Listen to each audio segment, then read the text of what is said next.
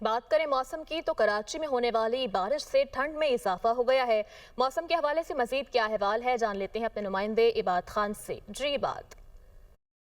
मुख्तलिफ इलाकों में कहीं हल्की और कहीं तेज़ बारिश का सिलसिला इस वक्त भी जारी है। इस वक्त मैं सदर में मौजूद हूँ। यहाँ पर अब से कुछ देर पहले ज़बरदस्त बारिश हुई और अब मौसम काफ़ी खुशगवार हो गया है। कराची के मुख्तलिफ इलाकों के अंदर जो है वो बारिश हो रही है। कहीं नॉर्थ नाज़ाबाद में तो कहीं नाज़माबाद में, कहीं सरजानी टाउन तो कहीं मंगो पीर, कहीं बल्दिया और गुलशन हदीद से भी जो है हमें इतलात मिली है कि वो कहीं हल्की और तेज़ बारिश का सिलसिला जारी है। बारिश के बाद मौसम और भी सर्द हो गया है। सुबह से ही ठंडी हवाओं का राज था और अब बारिश के बाद ये ठंडी हवाएं हैं, मजीद उनमें शिद्दत आ चुकी है। मौसम काफ़ी खुशगवार है क्योंकि ये मौसम सरमा की पहली बारिश थी और बस बारिश के बाद जो है महकमा मौसमियात का यही कहना है कि कराची शहर में सर्दी की शिद्दत में इजाफा हो सकता है। जी।